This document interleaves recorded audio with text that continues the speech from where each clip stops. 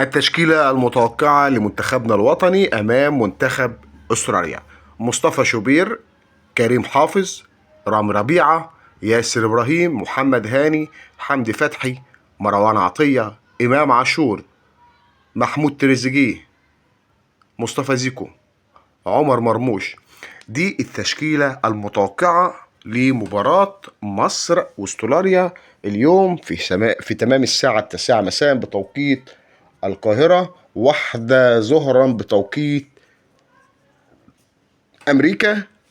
خلينا نشوف، وعندنا أمل فيكم. إن شاء الله تكسبوا 2-1، إن شاء الله تكسبوا 2-1. منتخبنا هيعمل حالة وحالة جميلة. الشارع المصري والشارع العربي بينتظر منكم الكثير والكثير. أديتوا، كملوا وهتكملوا لسه. ونقول للمشككين المرة دي مطولين، إن شاء الله مطولين جدا لأبعد الحدود. منتخب مصر يقدر ويقدر ويقدر.